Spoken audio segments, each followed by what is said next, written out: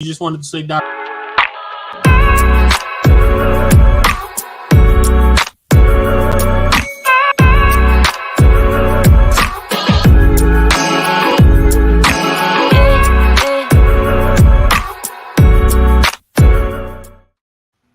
What's up? What's up? What's up?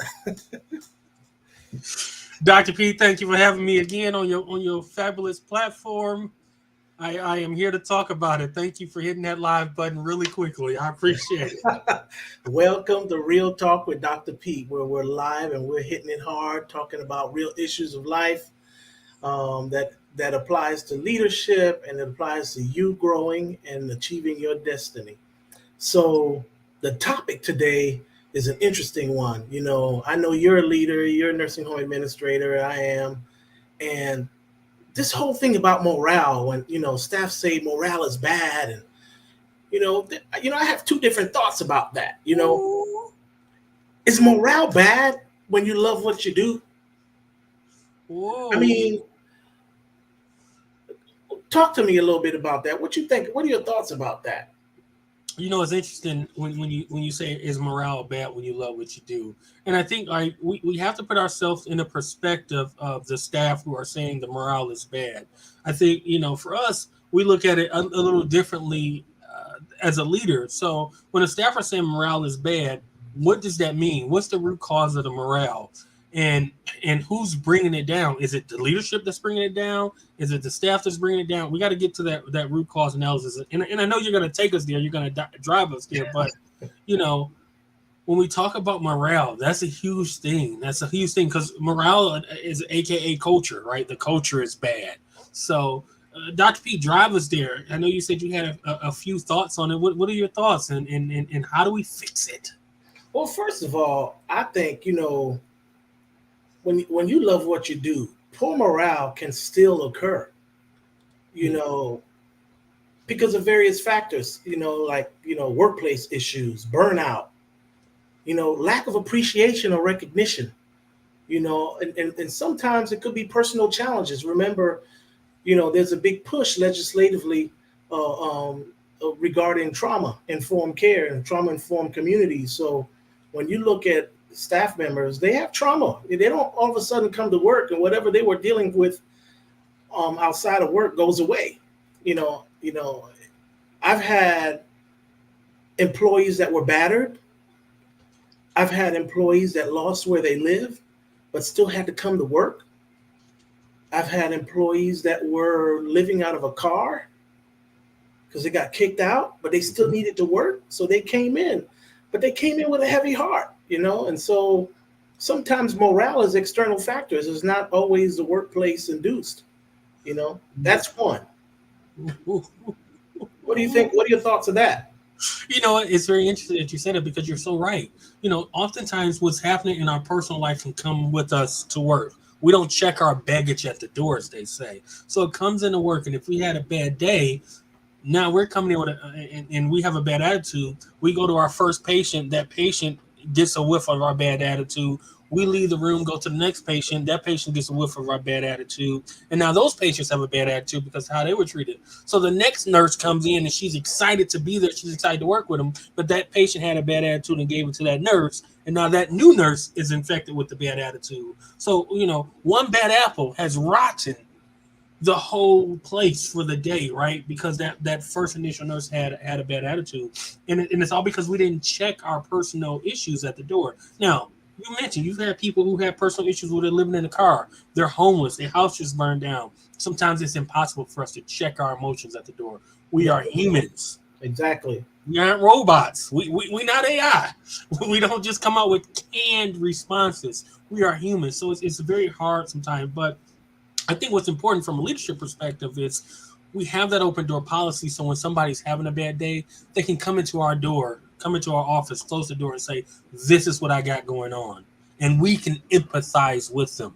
We can have that emotional intelligence to help them bring that out. I'd rather you unload it on me as a leader than load it onto the patients and load it onto your teammates. Because we talked about the bad apple going from room to room. But here's the thing. I've been in organizations, or I've taken over facilities where they were afraid.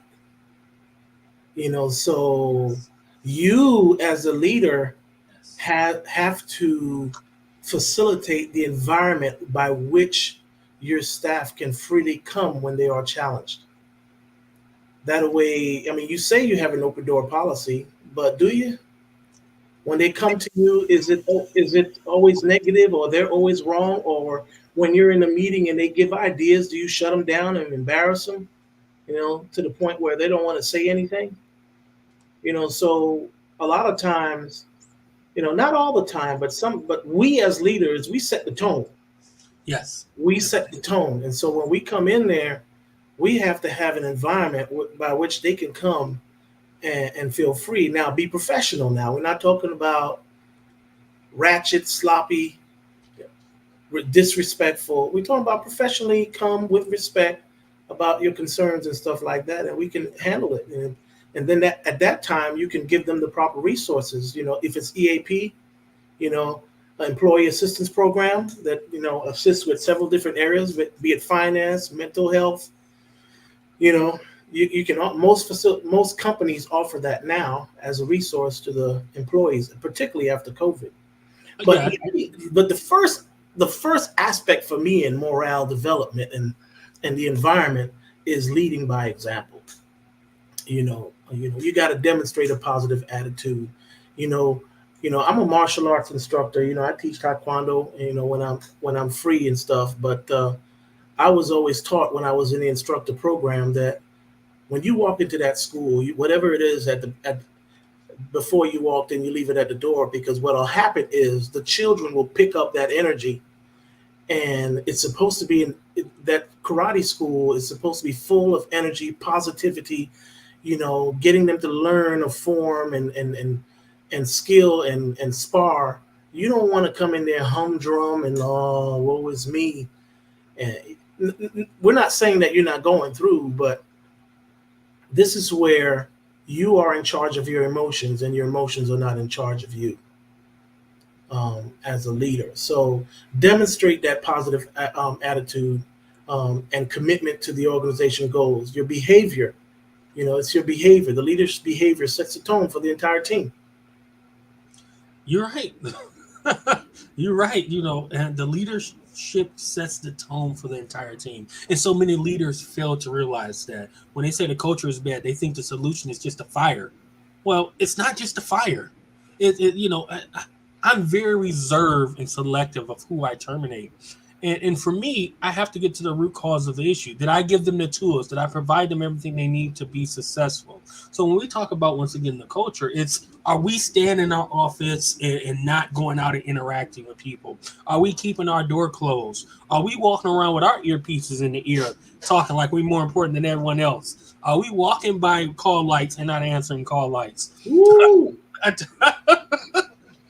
Nothing irks me more. But if I'm doing it as a leader, how can I get mad at my team for following the leader?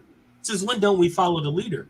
So when they follow us and do exactly what we do, and our solution is to fire them, well, no, we didn't do anything. We didn't fix the issue. So when you talk about morality, are we having those meetings that people hate to have, which is that employee engagement meeting, right? I don't want to go. All they're gonna do is a bad word, right? All they're gonna do that. Well, they're bad wording because they're unhappy. This is their forum. This is their place to get it out. And I'd rather you get it out right in front of me than get it out on Facebook, TikTok, Google. I'd rather you do that. You can let me have it. Don't go put it on Google. Don't go Facebook and then TikToking about where you work, right?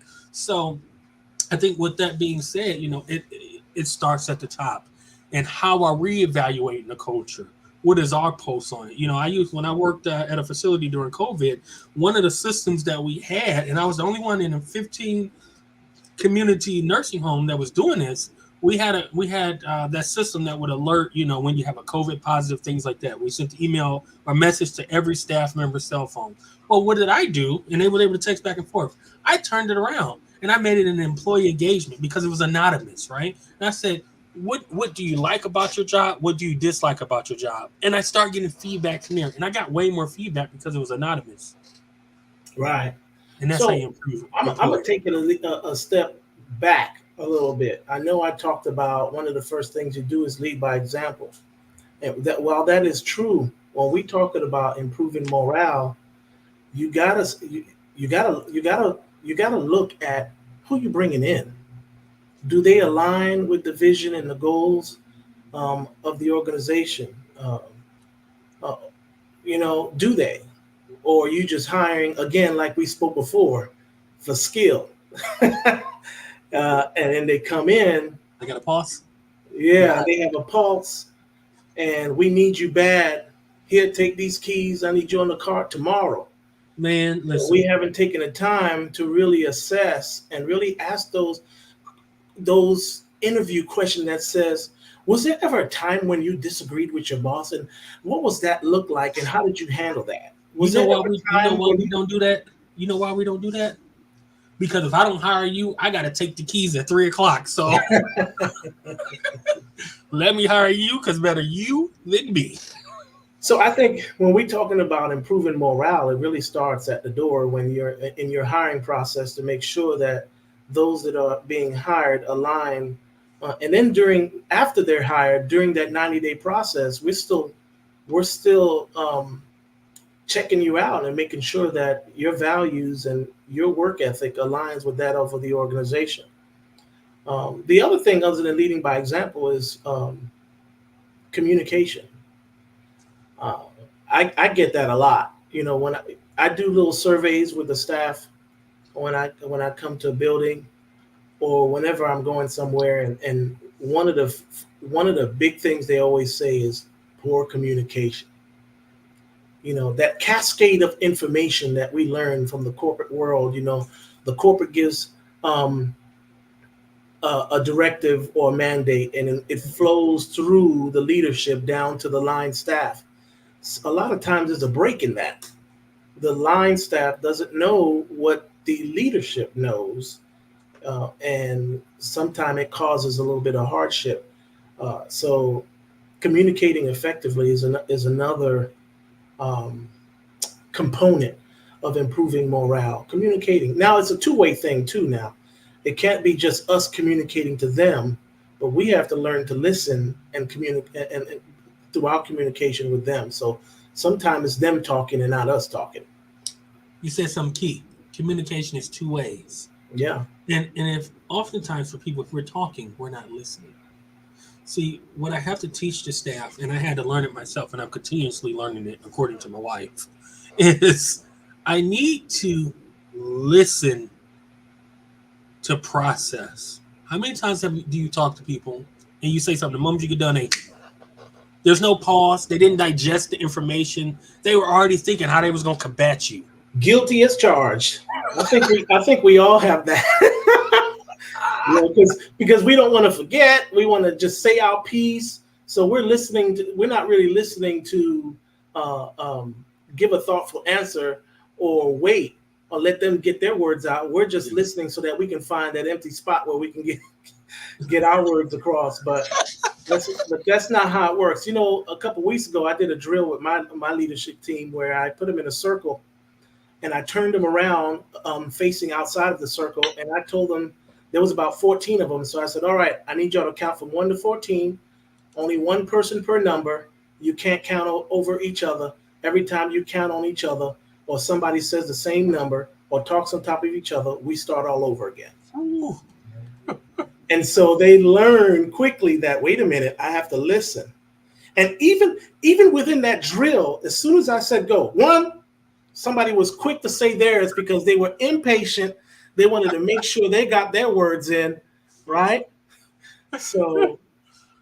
So yeah, it was a really good drill. They really enjoyed that, and it really showed them that sometimes you have to wait, you have to listen, you have to feel the energy, feel what the person is saying, and listen, and take your time before you respond.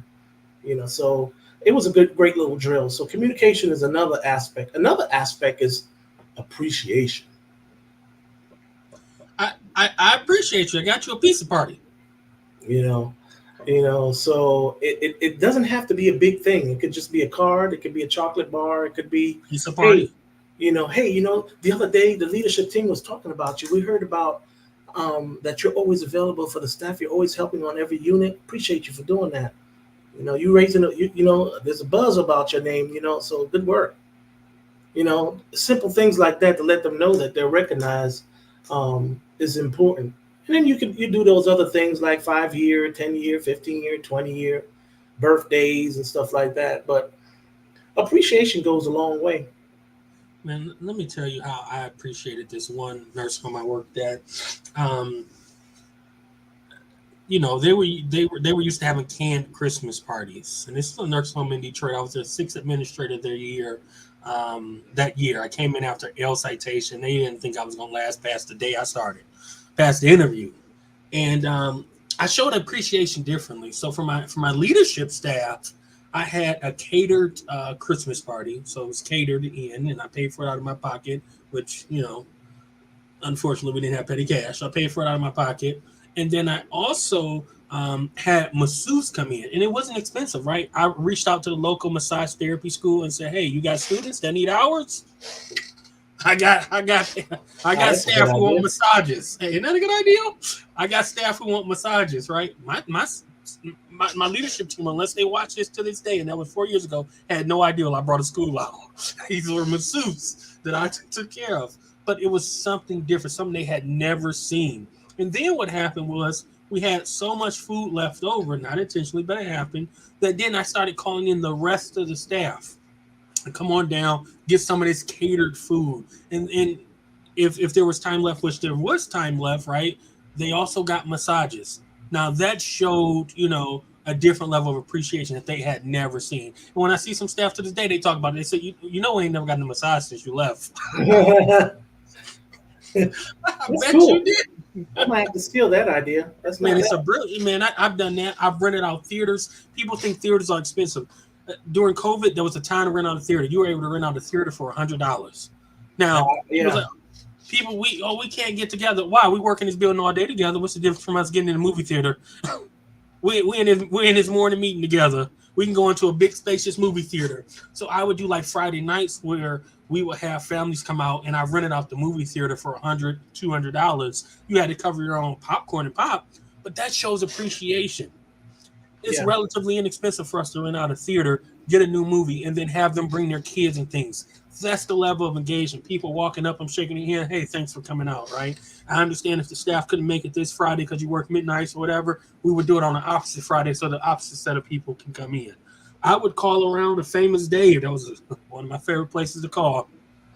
We were the only nursing home in that city, so we got all the residents. So I would call and say, "Hey, I'm Demetrius. I'm the only nursing home in this city. I love to partner with you. Can you make a donation to us? We want to celebrate our nurses, or this month we want to celebrate this dietary department. Can you make some donations?" You'd be surprised how many community partners will partner with you to help you Yeah. celebrate your team. So Yeah. not everything costs as a leader. We just got to think outside the box as a leader, Right. and Right. that shows appreciations versus that pizza party, right? That I was joking about today. Yeah. They tired of pizza. Yeah, that's why I switched it up and got pineapples on the last time. They tired of pizza. But Why? one of the other things for those that are, you know, um, I guess futuristic minded, lack of a better word, a lot of them are looking to see if I come to this organization, or if where's the opportunities for growth and development. When I come in here, I'm still on a cart, but you posted a position and you gave it to an outsider, and I'm right here, and so that opportunity to grow and develop is really important to a lot of employees. You Um, know, I you're was, 100% right. huh? You're 100% right. Yeah, I was reading. I'm a member of Right Now Media, and I was watching a video about the Joshua problem, and it was so fascinating because the guy says it was all to say that we don't have succession planning in a lot of our organization, and it brings down morale. And here's what happened: Moses Moses prepared Joshua to take his place. He groomed Joshua, he mentored Joshua so that when he left and when he died, Joshua was able to take the people where they needed to go. But the problem was Joshua did not have a Joshua. And so they went into the period of the judges where they just did all what they want to do. You see what I'm saying? And so I was like, wow, I never thought about it that way. So Moses had a Joshua, but Joshua didn't. He didn't do any succession planning. He didn't mentor or grow anybody to take over when he was gone. So at that time they went to the period of the judges where everybody did what they wanted. No king, no nothing. How many people? So I'm gonna talk about it on two levels, right? And I'll talk about us, right? Our relationship and the relationship I have with other people. But how many people surround themselves with people in their circle that they are willing to push and willing to be pushed from? And you talk about having somebody to have a succession. I think leaders sometimes are afraid to have people on their team who can take their job. I know many administrators who won't hire an AIT. They won't hire a DON that has an administrative license. That's spoiler alert. I can't be hired. Nobody will ever hire me in the clinical role because I'm an administrator in the background that I have. You will never be able to be hired in a respiratory therapy capacity in a nursing home because they always will be thinking that you're here to take that administrator's role. It's one of those subconscious biases we have. But when we mature, we realize that we should put people in positions that have a different skill set than us if we want to excel. When we have a small mind, we don't put people in those positions. So to your point, you got to have a Joshua. You have to have somebody there who is your succession plan. And I've done it plenty of times, hired an AIT and trained them up. I did it most recently when I was leaving Detroit. I was grooming this young lady to take over my role. She didn't even know I was moving to Hawaii. I knew I was moving to Hawaii. But I knew the day I took the job, I was leaving this. They said, look, Mr. Kirk, where you see yourself in 5 years? I said, ooh, not here in Hawaii. Wow. But I knew I was training her to take the job, but so many leaders won't do that. At the administrative level, local level, whatever, they just won't do it, man. And that handicaps us and it handicaps the organization. Yeah. I personally, my mentality is, it may seem a bit arrogant, but I don't mean it that way. I feel that what God has for me, it is for me, and that can no man take from me. So Ooh. just because I'm training you. If you're gonna take this job, then it's your time. You Ooh. know, God's got something better for me. I'm not gonna stress because I know to this day, God has had my back on every job. I may not have seen it at the time, but when I look back in retrospect, it's like, wow, his hand has always been on me. You know, I've always been where I needed to be to learn what I needed to learn, to meet the people I needed to meet, you know, to be influenced, to be an influencer, to be impacted, to impact. You know, it's always a push-pull relationship that I've always been in. So I'm at the place in my life. If I train you and you take over, okay. Hey, That means that means I'm overqualified for this position and it's time for promotion. what's funny is I had two people in my life, and I won't say their names, but they know who they are, who I trained up, brought them in, got them whatever, and they tried to go behind my back. Even at the most recent job, tried to go behind my back, sent a letter to the CEO, all these other people, just trash talking me when they thought they had the skills to take over the job. And it never worked. People know my character. They know who I am. Demetrius he's a type A personality, but what you see is what you get. And if you start putting all this misinformation in the letter, it's going to show your true character and what you are and who you're trying to do and what you're trying to do. So, Right. to your point, man, if it's for me, it's for me. If it's not, it's not. And I like to say that I am have been blessed and continue to be blessed because I pour into others, and I'm not going to stop pouring into others. If you want to try to take advantage of that, I appreciate you. You certainly have helped me. if that's what I'm here for. We're here to serve others, and when we talk about servant leadership, I know this is employee engagement, employee morale, but we can boost it by serving others when we're not thinking about ourselves. If Right. I'm thinking about ourselves, we would have never met. We wouldn't even be on this podcast. And I'd be like, no, I got my own brand. I'm not going to come on your thing, or I'm not going to take time out. But in order for us to function as a society, as a world, as a community, we got to pour into other people. We can't just think about me. We can't do that. See, if you don't pour, God has no place to fill. Yes. Yes. So you're already full. There's no place to fill. So when you pour into somebody else, he's gonna fill you some more. I love it. So, um, and I really believe that. I really believe that. And I call it paying it forward. You know, Yes. I'm not like a crabs in the barrel. Mm. For every, I always say this: for every Subway, there's a Blimpies. For every Popeyes, there's a KFC. McDonald's, there's, you know, Yep. Burger King. So, um, you got yours, I got mine. It's all right. There's plenty of room for everybody. But to Man, speak about morale, I only ask this question because I've been a respiratory therapist. I've been in the healthcare over 30 years, and I love being a respiratory therapist. Was the work hard? Yes. Did I always like my boss? No.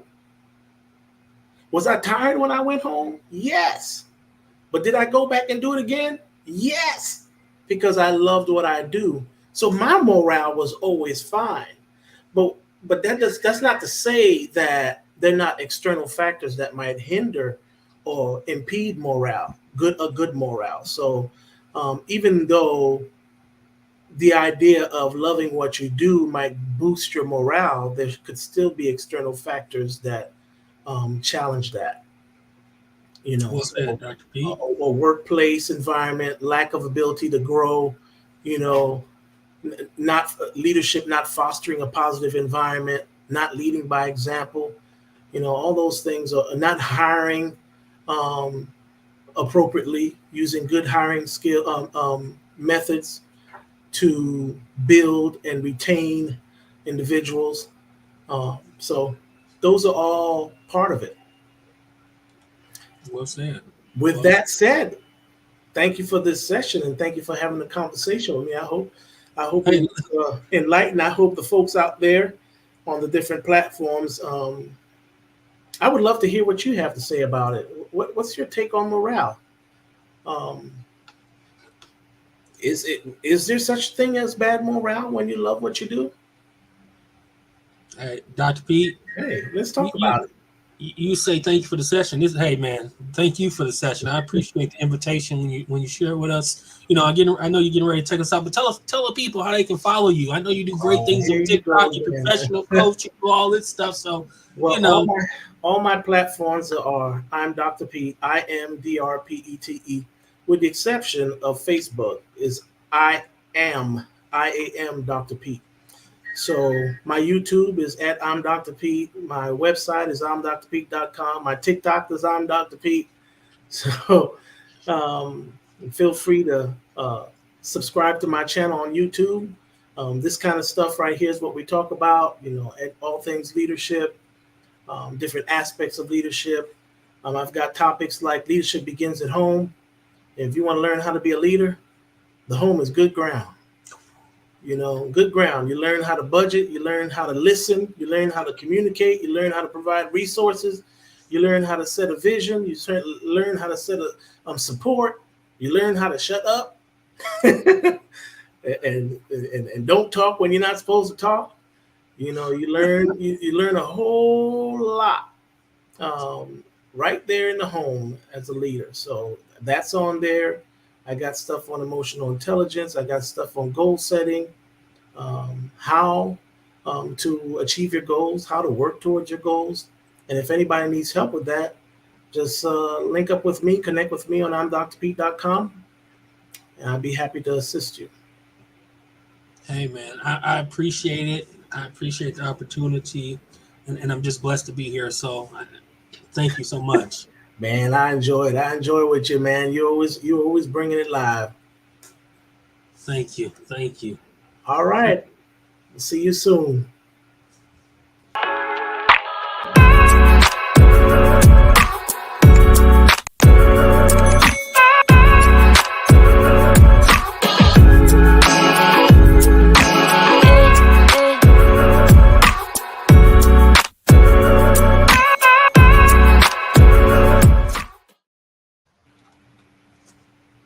books.